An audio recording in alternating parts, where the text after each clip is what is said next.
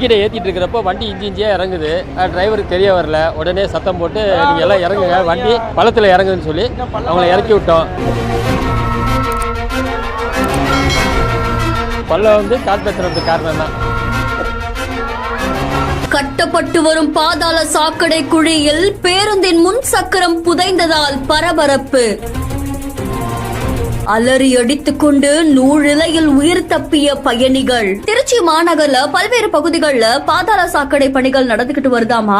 இந்த நிலையில தான் உறையூர் காவல் நிலையம் பகுதியில் இருக்கக்கூடிய சாலை வழியா அரசு பேருந்து ஒன்று பயணிச்சிட்டு இருக்கும் போது இந்த பாதாள சாக்கடை குழியில பேருந்துடைய முன் சக்கரம் திடீர்னு புதஞ்சிருக்கு. இதுல கோர விபத்து ஏற்பட இருந்து அதிர்ஷ்டவசமா அங்க இருக்கிற பயணிகள் உயிர் தப்பி இருக்காங்க. உடனே பேருந்துல இருக்கிற பயணிகள் வெளியேறதால பெரும் விபத்து தவிர்க்கப்பட்டிருக்கு அப்படின்னு தெரிவிக்கப்பட்டிருக்கு. இந்த சம்பவம் அந்த பகுதியில் பெரும் பரபரப்பை ஏற்படுத்தியிருக்கு.